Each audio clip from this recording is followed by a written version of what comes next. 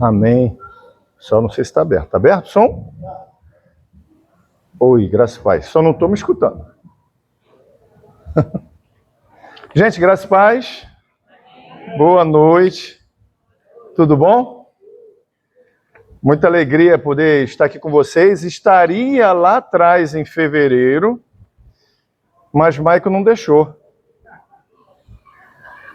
Tive uma infecção de garganta. Durante o carnaval, fiquei essa semana, minha filha tomou Bezentacil, eu fui de amoxicilina com clavolinato, azitromicina,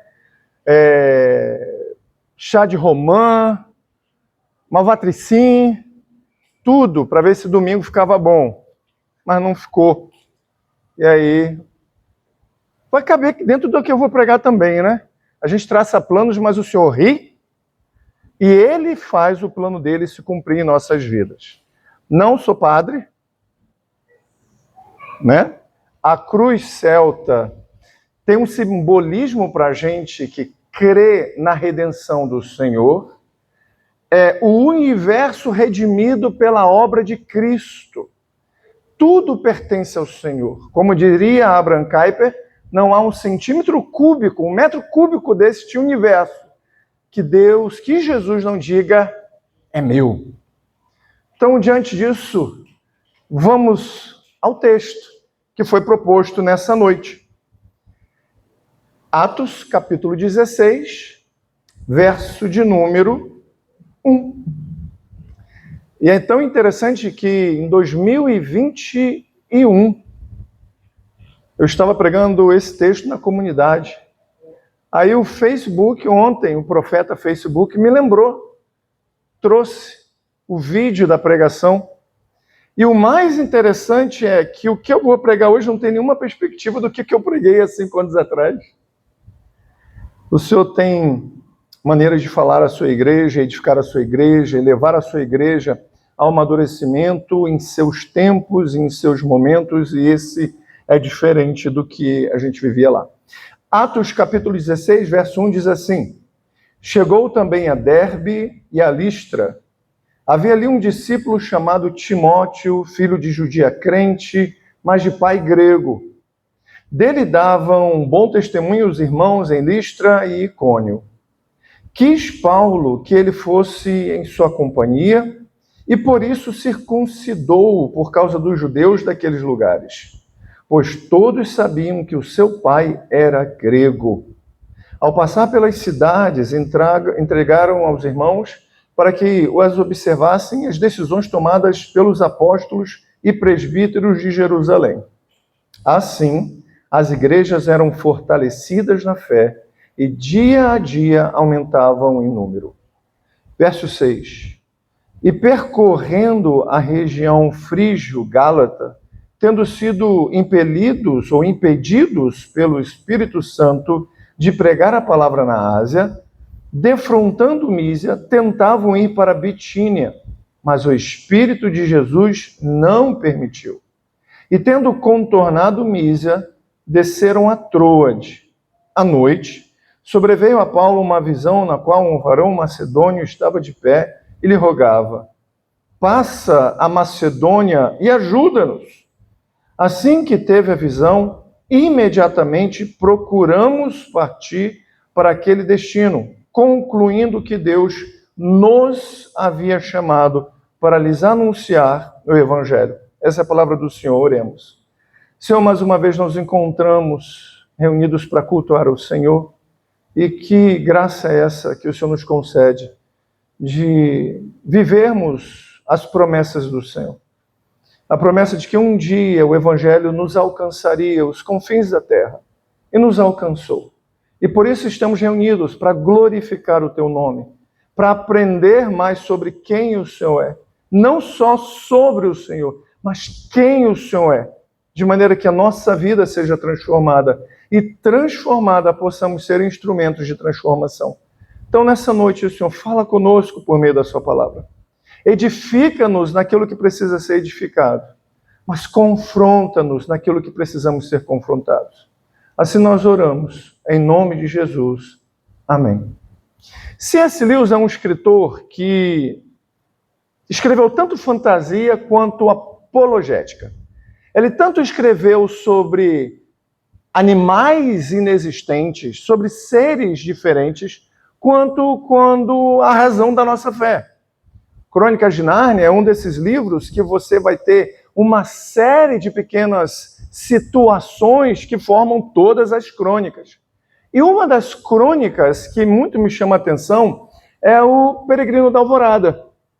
Nós temos o príncipe Caspian, que está saindo numa missão de encontrar os reis perdidos em direção a leste. Dentro do Peregrino da Alvorada, o navio, ele vai como que parecendo, ora, não ter direção. Ora, o mapa não era tão claro. Ora, os ventos não eram tão favoráveis. Mas mesmo assim, como que guiados por Aslan, o leão, eles traçam até que o objetivo seja concluído. Não é diferente na vida do cristão, não é diferente na nossa vida hoje. Nós temos um destino, a coroação da nossa fé. Mas até que cheguemos até lá, nossa caminhada muitas vezes ela é incerta. A gente planeja, a gente estrutura, a gente até tem convicções de que o Senhor está naquele plano e, de repente, aquilo que nós imaginávamos ser o plano do Senhor não é. No entanto, não é que o Senhor não se faça presente neste plano, é que aquele plano, este plano em específico, não faz parte daquilo que Deus tem designado para nós e sua igreja. É o que nós vamos ver hoje em Atos, no capítulo 16. Nós acabamos de ler o que o Senhor promove na vida desses discípulos do Senhor. No entanto, não é o texto que eu vou pregar, esse é para quem vai pregar no próximo domingo. Eu só queria dar uma pincelada para que a gente entenda que, ainda que os nossos planos sejam teoricamente frustrados, a gente pode até se sentir meio que frustrado com a não realização, mas jamais fracassados. Entenda, Deus não é, como disse C.S. Lewis, Jesus não é um leão domesticável. É impossível conter aquele que, com o seu rugido, move toda a galáxia, toda a criação. Às vezes nós temos uma percepção muito pequena da obra da cruz. Temos uma percepção muito doméstica da obra da cruz. A ação da Cristo na cruz converge para ele toda a criação, todo o universo, todas as galáxias. Se você imaginar que existe uma galáxia mais distante, mais ainda existirá a ação dessa convergência na obra de Cristo. Então, diante disso, por mais que os nossos olhos possam estar voltados por uma ideia de, nossa, fracassei. Não. O Senhor apenas está ajustando o curso da nossa vida para algo em que Ele quer fazer melhor. Olha, quando a gente olha o que acontece depois dessa visão, a gente vai ver que Paulo se dirige para Filipos. Lá ele encontra com três pessoas começam a plantação de uma igreja, que é extremamente relevante, que na carta aos Filipenses nos mostra a alegria de Paulo com esse pessoal. Nós temos uma empreendedora, muito bem sucedida, afinal de contas, ela trabalha com tecido púrpura, que era extremamente caro, e por uma clientela extremamente cara. É uma gentia que teme ao Senhor, mas como qualquer judeu, precisa conhecer o Senhor por meio de Jesus. Paulo a alcança por meio da pregação, ela é atraída, no grego o termo é muito interessante, porque ela trabalha com beleza, ela trabalha com tecidos belos, para pessoas que querem se vestir de maneira bela. E essas pessoas são pessoas que têm uma condição para isso. Afinal de contas, diferentemente de hoje, tingir um tecido de púrpura era um processo extremamente caro e só quem tinha condições para pagar teria acesso a esse tecido. Essa mulher que trabalha com beleza vê a beleza do Evangelho nas palavras de Paulo. Ela consegue ver a beleza do Evangelho na crucificação de Cristo. Não foi diferente do ladrão da cruz, que junto com o seu parceiro de cruz, rejeitam a Cristo, zombram de Cristo, até a hora que em um momento, um dos ladrões tem a sua visão aberta pelo Espírito. E aquilo que é feio, aquilo que é horrível, a crucificação, passa a ser bela, passa a ter beleza. O Cristo desfigurado, ensanguentado, totalmente nu, passa a ser belo aos olhos daquele homem. Para essa mulher que trata com beleza, ela olha beleza no Evangelho. Para uma menina, e o termo grego é bem claro nisso, entre 10 e 14 anos, que tem um dom, não de Deus, de prever o futuro. E diz o texto que dá muito lucro para os seus senhores. Se dá muito lucro para os seus senhores, é evidente de que ela é bem-sucedida naquilo que ela vê. Ela é bem-sucedida naquilo que ela antecipa. Ela é bem-sucedida naquilo que ela prevê. Isso nos abre um grande leque para entendermos que muitas vezes não somos suficientemente gratos ao Senhor pela revelação maior de Deus, que é a sua palavra. E vamos em busca de revelações terceirizadas, daquilo que imaginamos ser Deus e pode não ser Deus falando conosco.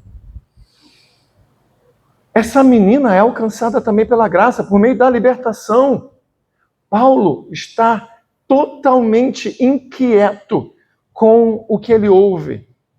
Nós fazemos parte de uma geração que gosta de elogios.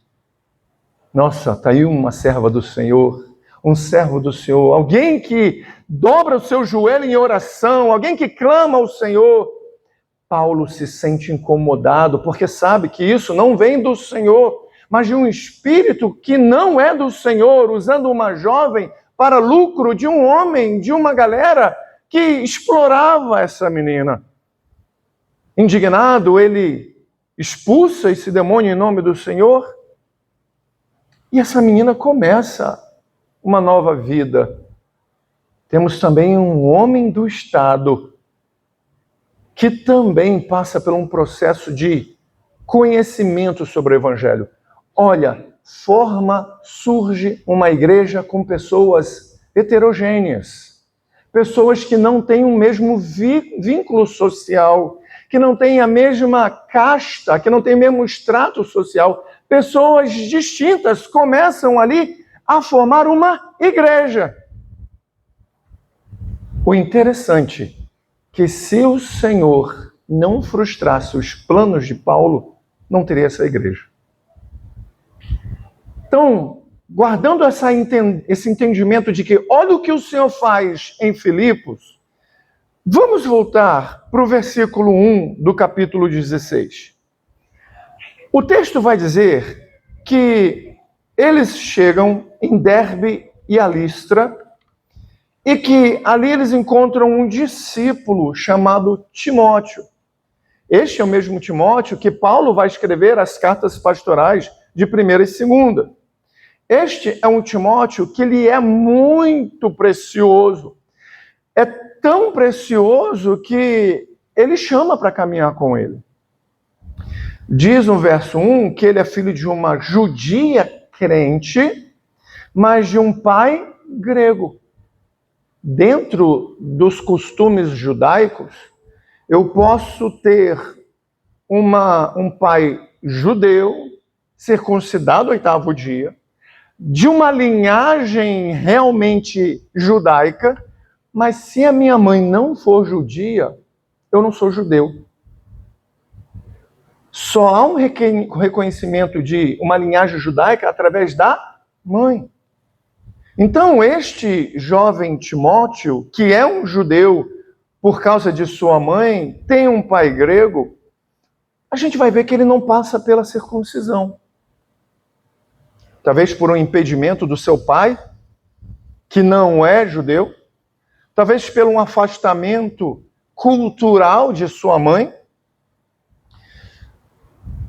No entanto, Paulo decide que, já que eles estão caminhando para uma região onde há judeus, que ele seja circuncidado. Se a circuncisão num bebê já é traumática, imagina já num jovem com entendimento e compreensão do seu corpo. Ele vai ficar algumas semanas parado, incapaz, inútil, no sentido de esforço. E é interessante como é que o Senhor trabalha com pactos, alianças, porque quando a gente olha o Senhor fazendo isso com um homem, um menino um bebê de 8 meses, esse bebê já não consegue fazer por onde. E agora, sendo circuncidado, demonstra mais ainda que a aliança não é um ato que depende do homem, mas depende de Deus.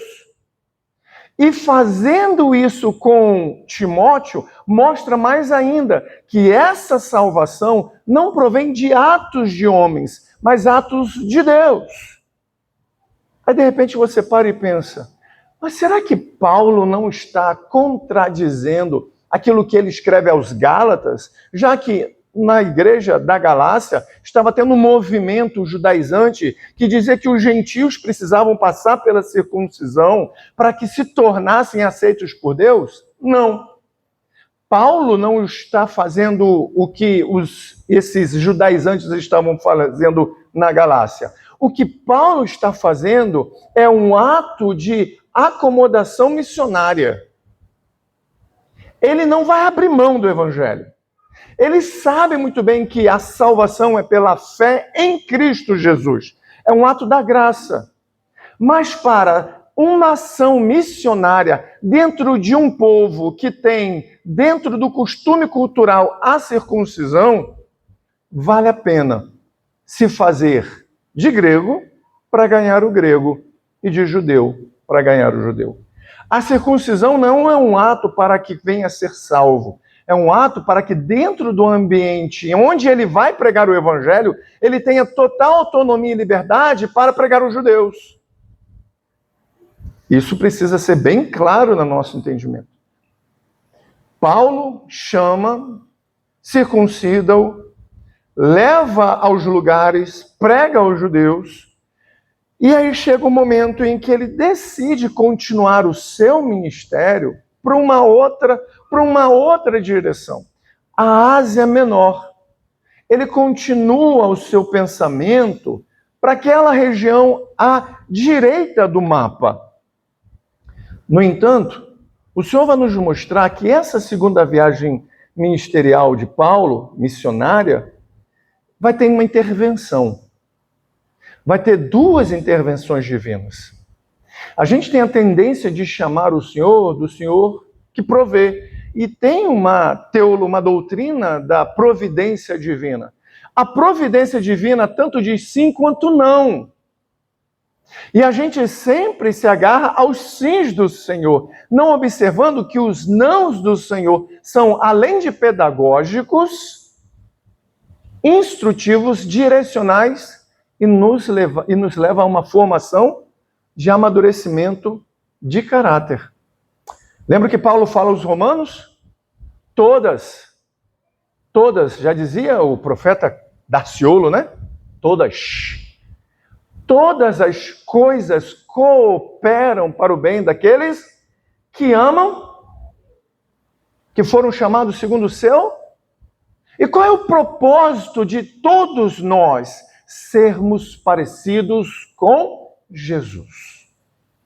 Se o Senhor nos diz não, tenha certeza, Ele está nos amadurecendo como filhos dele para sermos cada vez mais semelhantes a Jesus.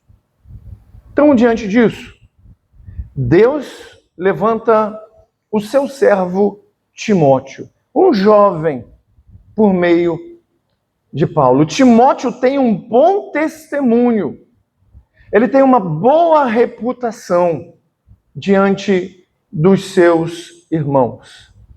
Queridos, eu dou aula nós damos aulas, né? Para criança de segundo ano, 6, 7 anos de idade, 7, 8 anos de idade, até terceira série do ensino médio, 16, 17, 18, dependendo da repetência. E é incrível que muitas vezes nós lidamos com adolescentes de famílias cristãs que professam a fé em Cristo, que estão domingo após domingo nas igrejas, que têm os seus pequenos grupos, mas cujo testemunho público não condiz com o testemunho de alguém que teme ao Senhor. Isso pode ser porque dentro de casa não há um bom discipulado. Isso pode ser que dentro de casa há um bom discipulado e esse menino ainda passa por um processo de rebeldia, endurecimento. Pode ser uma série de fatores. Mas o que a gente precisa entender é que se somos do Senhor, é uma responsabilidade nossa conduzir os nossos filhos ao conhecimento de quem Cristo é, do Evangelho.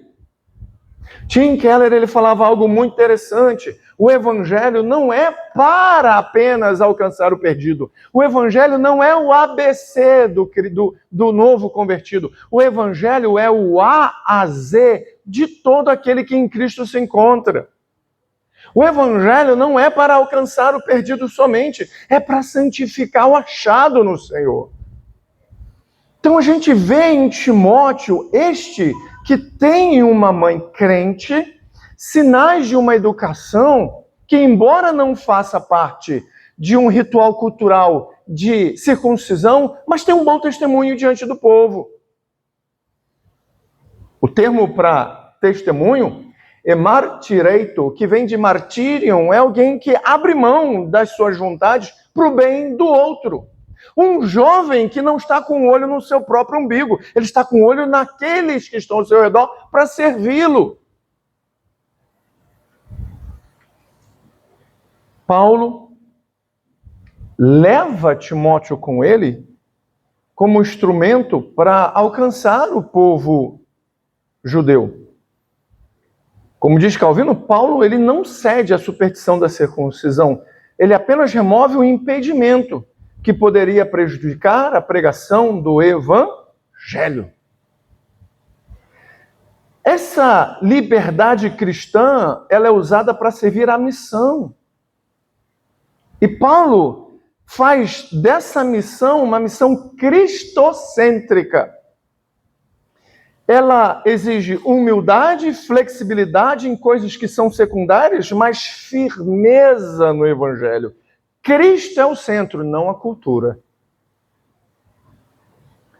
Paulo, ele não compromete o Evangelho. Quando ele leva Timóteo, ele conduz alguém que vai dar bons frutos com ele. Lembra que Timóteo vai se tornar um dos grandes líderes da igreja. Eu estava assistindo um podcast agora, há pouco tempo, e tem uns podcasts, assim, aqueles cortes que às vezes a gente precisa salvar, guardar. Eu guardei, eu ia usar na pregação, depois eu não ia, e aí vai caber aqui. Perguntaram, e é uma fala muito interessante, se a gente olhar hoje para a realidade dos grandes homens de Deus, a gente perdeu aí, nesses últimos 10 anos, grandes homens tementes ao Senhor que fizeram e fazem até hoje a diferença. Perdemos Tim Keller, R.C. Sproul, John MacArthur, Russell Shedd. Daqui a pouco vamos perder Nicodemos. Daqui a pouco perdemos Mark Dever. Perderemos Hernandes, Piper. Perdemos o... Me fugiu o nome dele. Buchmann? Voddie Buchmann. Há pouco tempo, homens comprometidos com o Evangelho. E aí, eu já havia me perguntado isso, Senhor, o que vai acontecer com a sua igreja? Porque os grandes homens que não se dobraram à teologia liberal, que não se dobraram à pressão cultural, morreram. Morreram. E aí, se eu não me engano, foi o Heber Campos Jr., ele fala sobre J.C. Ryle, que já de uns séculos atrás fizeram a mesma pergunta para ele. Olha, já se foram pregadores como George Whitefield, John Wesley, já se foi o príncipe dos pregadores, Spurgeon, e o que vai acontecer? E a resposta dele, resumindo, é linda. Não são esses homens que fazem a igreja. É o Senhor que faz esses homens. O Senhor continua levantando homens nessa geração. O Senhor continua levantando mulheres nessa geração. O Senhor continua botando homens e mulheres fiéis ao Evangelho nessa geração. E não é diferente nessa comunidade de fé. Essa comunidade de fé podia estar lotada de pessoas, mas porque o Senhor levantou um homem pecador, duplamente pecador, porque é vascaíno, assim como eu, para não abrir mão do Evangelho, ainda que inúmeras pessoas abandonassem a igreja em busca de um falso evangelho. O Senhor sempre vai levantar pessoas improváveis e capacitará essas pessoas de maneira poderosa para que o evangelho continue a ser pregado. Paulo vai embora daqui a pouco, mas Timóteo continua e promove o discipulado de presbíteros que vão continuar. Frutos que desembocarão em paz da igreja, que daqui a pouco nos alcançam com tantos tratados teológicos, tantas pregações maravilhosas. Quando a gente olha que Paulo ele sai debaixo do envio do Senhor e do envio da comunhão dos apóstolos e dos presbíteros para edificar as igrejas que já estavam ali. E isso nos ensina que as igrejas são fortalecidas na fé por meio da pregação do Evangelho. E que a igreja cresce no número por causa da pregação do Evangelho. Queridos, não confundam inchaço com crescimento. Jesus Cristo já nos mostrou isso em Lucas, quando uma grande multidão o seguia. Uma grande multidão, e dentro dessa grande multidão tinha discípulos. E o Senhor volta-se para essa multidão e diz, olha, queridos do meu coração, versão Everson, se alguém quiser ser meu discípulo, tome a sua cruz. Jesus não havia ainda sido crucificado, mas a crucificação já era um ato comum naquela época. Quem era crucificado senão os párias? Aqueles que a sociedade não queria mais. Aquele que aos olhos de Roma eram problemáticos, aquele que aos olhos de Roma traziam dificuldades para o contexto dele, alguém que aos olhos de Roma não servia para nada. E o Senhor está dizendo isso para seus discípulos, para aquela multidão. Olha, se vocês quiserem ser os meus discípulos, estejam propensos, estejam disponíveis, estejam dispostos a terem os seus nomes ridicularizados, escandalizados, humilhados por causa do Evangelho. Meus irmãos, quantas e quantas noites eu chorei porque a gente parou com a plantação em Cabo Frio. Quantas e quantas noites eu falava para a Elaine, nós fracassamos. Porque no mesmo tempo em que nós estávamos começando, começou uma igreja de marca, que arrastou centenas e centenas de pessoas. O sentimento de que nós fracassamos. Mas quando a gente olha para que a palavra nos mostra, fomos fiéis ao Evangelho, nenhum daqueles que o Senhor nos deu se desviou do Senhor. Caminham em outras comunidades de fé, reformadas, e estão no Senhor. Só nos mostra que só fomos um instrumento para pessoas de caminhadas que nunca conheceriam, dentro daquele contexto, o que era o Evangelho, para conhecer o Evangelho. Veja, é por meio do Evangelho que a fé é fortalecida, é por meio do Evangelho que a igreja cresce. R.C. Sproul, ele dizia algo muito bacana: a igreja ela não cresce por meio de artifícios humanos. O Paul Washer, ele fala isso em uma das suas pregações. Muitas das vezes as igrejas precisam de artifícios carnais para manter crentes, se é que assim a gente possa dizer, carnais. Porque não basta o Evangelho. R.C. Sproul vai dizer, a igreja cresce de forma saudável quando permanece fiel à verdade do Evangelho. Paulo vai dizer isso aos Coríntios. O que se espera, o que se exige do dispenseiro, aquele que cuida do pão, que não é dele, daquele que trabalha como servo na casa do seu Senhor, é que ele seja fiel. Fiel. Fiel. E Timóteo é visto como este homem, jovem, fiel. Em tempos de revitalização, plantação, esse é um princípio que a gente não pode esquecer. O crescimento verdadeiro vem da fidelidade à palavra de Deus. Mas, enfim, quando eles percorrem essa região onde eles queriam continuar a edificar a igreja e ir para a Ásia Menor para plantar, surge que o Espírito Santo impede. Como assim? A gente é ensinado a vida toda que devemos pregar o Evangelho para todo mundo, e agora a gente tem o Espírito Santo dizendo não, não vá.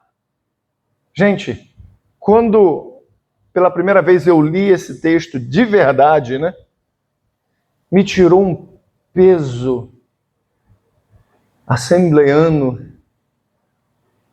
de séculos.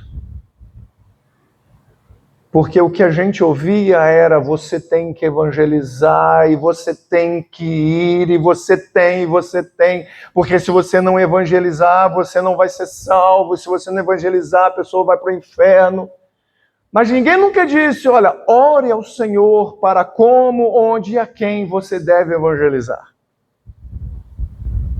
Ninguém me ensinava que, olha, se você for aquela pessoa e ela virar o rosto, se você articular para pregar o Evangelho naquele bairro e de repente choveu, não se sinta pesado, culpado. É o Senhor conduzindo para uma caminhada diferenciada. Olha, o versículo de número 6 vai dizer: e percorrendo a região frígio-gálata, tendo sido impedidos pelo Espírito. Eles estavam na região do que hoje é a Turquia. O Espírito impede eles de pregar a palavra na Ásia. Gente, a gente está falando de Paulo. Falar nisso, é um livro novo sobre ele, Paulo Pastor, né? Meu aniversário é dia 8 de novembro. Esse impedimento do Senhor, do Espírito Santo, em que Paulo e mais Timóteo e mais Silas estão juntos. Alguns teólogos vão dizer que até o próprio Lucas, que é impedido de ir para Bitínia. Isso é extraordinário. O maior missionário da igreja primitiva é impedido de evangelizar. O maior missionário de toda aquela época é impedido de pregar o evangelho. Às vezes a gente brinca com Deus, né? Ah, eu estou revoltado, não vou mais pregar, não vou mais dar aula, não vou mais dar EBD, não vou mais pregar. Aí ele traz uma infecção de garganta e você não consegue falar, não, senhor, perdoa, porque foi só uma meninice, foi uma criança. Sentiu o que não é poder falar. Mas no caso de Paulo, Paulo queria pregar o evangelho. Paulo, com todas as lutas e dores e todos os sofrimentos, todas as suas angústias, ele jamais parou para desistir. Não vou parar. Não, ele continuamente queria pregar sobre aquele que o resgatou no caminho de Damasco. No entanto, o Espírito Santo o impede. Isso nos lembra de algo fundamental. Nem toda porta aberta é vontade de Deus. E nem toda porta fechada é derrota. Tem um amigo meu que falaria, posso ouvir um amém? Não ouvi. John Piper, ele afirma, Deus dirige sua missão não apenas abrindo portas, mas também fechando caminhos. Herman Bavinck vai dizer que a providência de Deus não é mera permissão, é governo ativo. Queridos, Atos dos Apóstolos não é a história da igreja, é a história de Cristo glorificado, regendo a sua igreja. E nós fazemos parte dessa missão. Paulo, ele não vai entender totalmente esse momento. Tanto é que no verso 7, defrontando Mísia, tentavam ir para Bitínia. Mas o Espírito de Jesus não o permitiu. Eu gosto do J.D. Carson, porque ele vai dizer assim, se você voltar um pouquinho no capítulo 15, verso 30, vai dizer assim, os que foram enviados desceram logo para Antioquia e, tendo reunido a comunidade, entregaram a epístola. Quando a leram, sobremaneira se alegraram pelo conforto recebido. Judas e Silas, que eram também profetas, consolaram os irmãos com muitos conselhos e os fortaleceram. Tendo se demorado ali por algum tempo, os irmãos os deixaram voltar em paz para os que os enviaram. Esse mesmo Silas está caminhando com Paulo. E Carson vai dizer que quando o Senhor, no verso 7 diz que o Espírito de Jesus impede, Carson vai dizer que é a ação do Senhor por meio de Silas, como profeta, conduzindo aquele grupo a entender, olha, o Senhor está nos impedindo. Mas ainda assim, eles aguardam. E é posteriormente, à noite, que sobrevém a Paulo uma visão, na qual um homem da Macedônia, ou seja, da Europa, estava de pé e lhe rogava, dizendo, venha, passa até a Macedônia e nos ajude. Olha que interessante. A região em que Paulo estava já tem crentes, já tem igrejas. Então qual é o papel dessas igrejas? Expanda. Já foi formada liderança? Continue o evangelho. Vá alcançando. Agora o que o senhor tem é uma visão para uma região onde não tem igreja. Onde o evangelho ainda não chegou. É o evangelho pregado à Europa, o início da expansão. E se um dia houve a reforma protestante na Alemanha e nos alcançou, é porque um dia o Senhor lá atrás impediu que o evangelho fosse expandido por meio de Paulo, não por meio da igreja, para que Paulo fosse um instrumento para começar o evangelho na Europa. Então você entende que às vezes você pode ter andado vários lugares, batendo cabeça, e foi o Senhor fechando o seu coração para certos lugares, porque aonde o Senhor queria que você estivesse, é onde o Senhor está te colocando, como instrumento para a propagação do evangelho. A gente precisa compreender que o Senhor governa a nossa vida de maneira graciosa. poderosa. O Deus Todo-Poderoso, Criador dos céus e da terra, colocou em nós o Espírito dele. E o Espírito dele nos conduz a sermos luz, aonde ele nos coloca.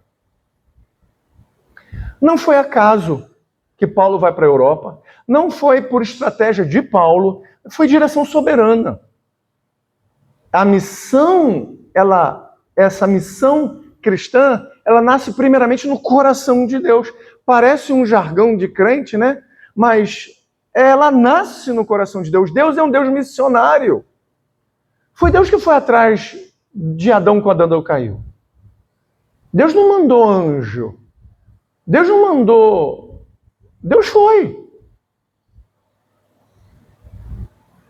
O Evangelho ele não pertence apenas à cultura dos judeus. Lembra o que o Senhor fala antes de ser assunto aos céus? Que esse Evangelho deveria ser pregado na Judéia, na Samaria, nos confins da terra. E o que acontece logo no discurso de Pedro? As pessoas se convertem e ficam em Jerusalém. É tão problemática a situação que eles precisam dividir o que tem, vender o que tem. Mas essa não havia sido a ordem do Senhor. A ordem do Senhor é que eles propagassem o Evangelho. E tem uma maneira de Deus propagar o Evangelho. Se não obedecermos à missão, o Senhor tem maneiras de nos fazer propagar o Evangelho. Surgem as perseguições, surgem as crises, para nos tirar da nossa zona de conforto, para entender que nós não fomos chamados para sermos SSS, salvos, servos sentados.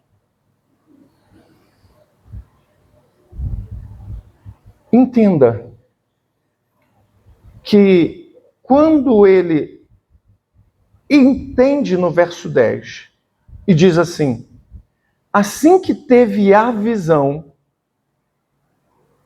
imediatamente procurei? Não. Procuramos partir para aquele destino, concluindo que Deus nos havia chamado para lhes anunciar o Evangelho. Olha que interessante. Quem teve a visão? Apóstolo Paulo. Mas quem toma a decisão? O corpo. É o conselho ali estabelecido. São os presbíteros ali estabelecidos, se podemos falar numa linguagem mais moderna, que tomam a decisão de compreender que o que Paulo teve foi uma visão do Senhor. De discernir que os nãos que houveram eram o Senhor. Foi a partir dessa comunhão de decisão que eles partem para a Macedônia, que eles partem para Filipos e começa a plantação da igreja na Europa. O que a gente precisa compreender nesse texto é que ele não é sobre Paulo, ele não é sobre Timóteo, ele é sobre Cristo regendo a sua igreja, sobre o Cristo que governa a sua igreja, sobre o Cristo que sabe que tem um parente seu distante, que você não tem muita proximidade, que tem horror a Jesus, que tem horror a Deus, que no momento oportuno ele vai enviar ou você ou alguém de longe para alcançar aquele coração tão distante de Deus. E às vezes é chato, né? Você quer ganhar alguém da sua família para o Senhor, você prega, ele vira as costas, você ora, ele vira as costas, e aí ele vai na rua e de repente você perde um contato com ele, e você encontra com ele e ele diz: tive um encontro com Jesus. Aí você, cheio de si mesmo, eu fui um instrumento, né?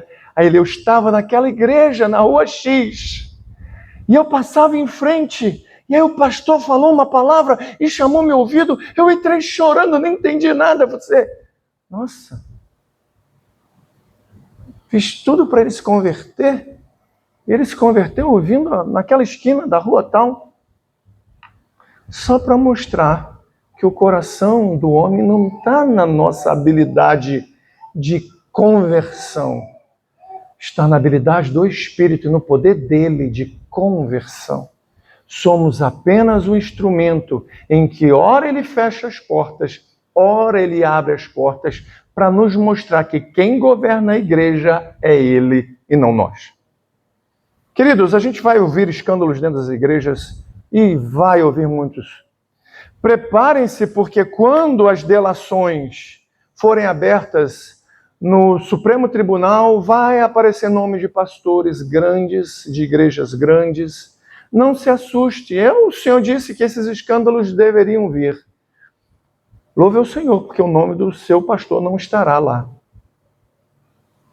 Glorifique a Deus por pastores que vocês conhecem e se relacionem e não estarem ali. E clame por misericórdia por estes que se venderam por algo tão pequeno, tão pobre, chamado dinheiro. Eu gosto muito do Igor Miguel quando ele fala que a teologia da prosperidade, o grande problema dela é que ela oferece algo muito barato, muito pobre. Ela oferece dinheiro. Quando a verdadeira prosperidade da teologia é apontar para o nosso maior tesouro, que é Jesus. Terminando, acho que já está na minha hora. Depois, Cristo, ele governa a sua igreja. Depois da ressurreição e ascensão, Jesus continua agindo. Enquanto Jesus estava na terra, no seu estado de humilhação, ele governa a igreja. E quando ele sobe no seu estado de glorificação, ele continua governando a igreja. Ele dirige os missionários, ele dirige os caminhos, ele dirige as portas abertas, ele dirige as portas fechadas. O grande professor do Tim Keller, Edmund Clown, ele vai dizer que a missão da igreja é a continuação da obra de Cristo no mundo. Cristo está reunindo o seu povo de todas as nações. Gente, para pensar, todo mundo aqui é de São Pedro da Aldeia? Quem é de São Pedro da Aldeia? Quem é realmente da Macega? Quem não é? Tem gente que é overseas. Tem gente que é de outro continente, que fala enrolado. E você consegue ver que ele juntou na mesma comunidade de fé pessoas de culturas diferentes.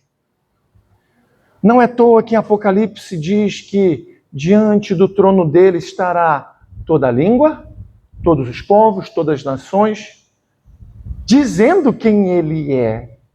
A igreja é só um ensaio daquele grande dia em que estaremos diante do nosso Senhor, com aqueles que nós amamos e morreram no Senhor, e com pessoas que a gente nem conhece e vai conhecer, porque são nossos irmãos, o povo de Deus.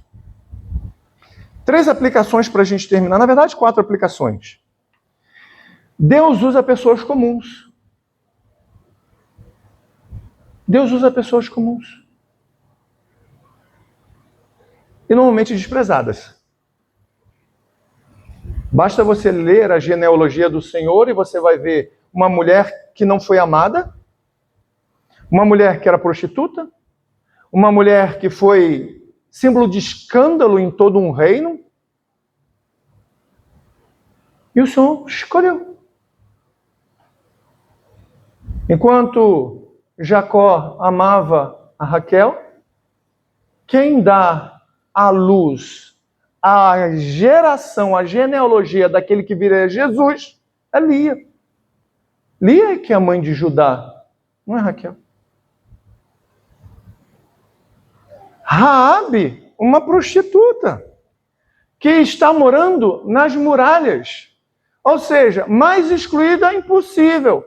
Porque se existe um local onde é o primeiro atacado, é a entrada da muralha.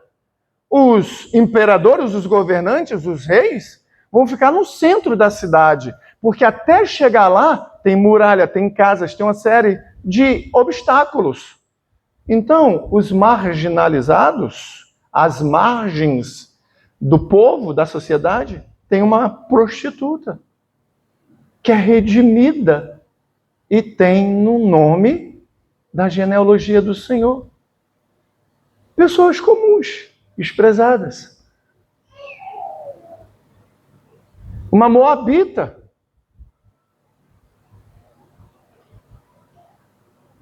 Betseba. Uma menina de uma cidadezinha, de um lugar que poucos tinham um olhar, e é um instrumento para ser a mãe de nosso Senhor e Salvador, Maria. Timóteo era jovem, mas a idade não é impedimento para o Senhor fazer a obra dele. Não é isso que Pedro fala no seu discurso? É o cumprimento, e eu tenho horror a uma música que, graças a Deus, eu acredito que não cante aqui, vem fazer o que ninguém viu, vem fazer o prometido em Joel, aviva-nos. Como assim ninguém viu? Pedro viu, pregou, e foi o cumprimento de Joel. O Espírito do Senhor, nos últimos dias, o Espírito do Senhor seria derramado sobre toda a carne. Velhos, mulheres, servos, homens, todos seriam cheios, e seriam cheios como instrumento para a propagação do Evangelho. E estamos nos últimos dias e ainda recebemos esse Espírito até hoje. Então, homem experiente, mulher experiente, com seus cabelos brancos, Deus te usa.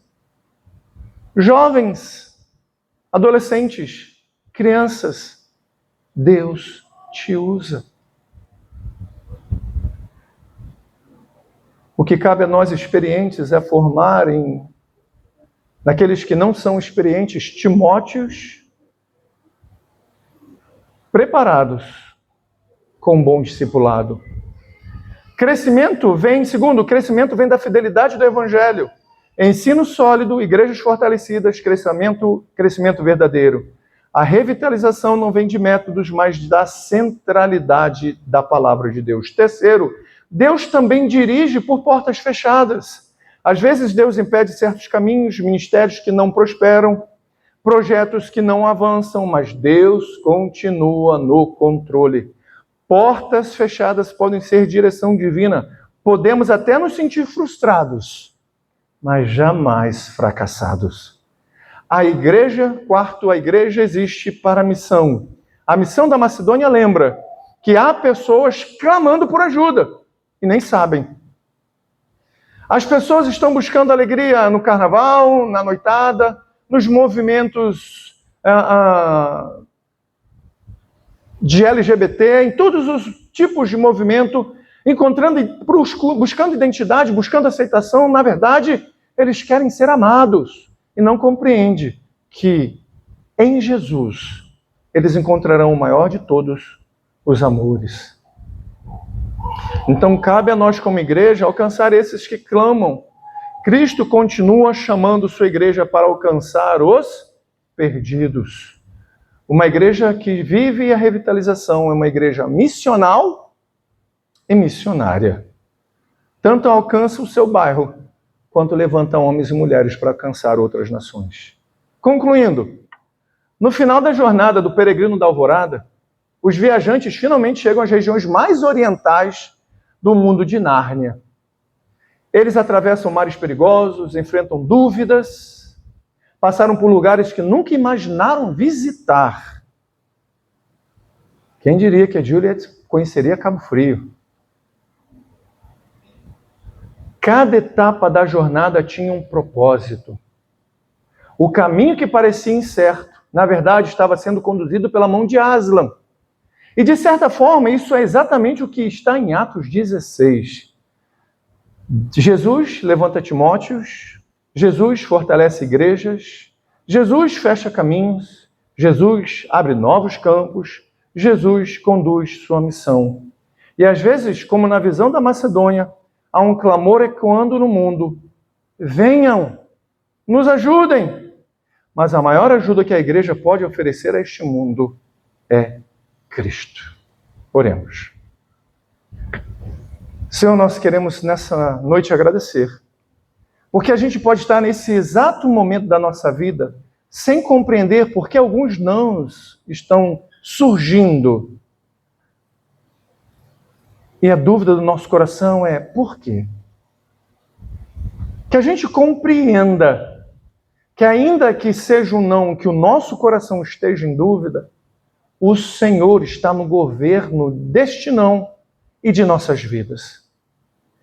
E assim como dizia o saudoso Henry Nouwen, dúvida sempre vai ser alimentada pela fé, que nutre a certeza de que, ainda que andemos em dúvidas do que estamos passando, a palavra nos traz a fé para compreender que Jesus governa a nossa vida. Que a gente venha frutificar onde o Senhor tem nos colocado, onde o Senhor tem nos levado, seja na nossa comunidade de fé, seja no nosso trabalho, no nosso emprego, nas portas que Ele abre e das portas que Ele fechou. Em nome de Jesus. Amém.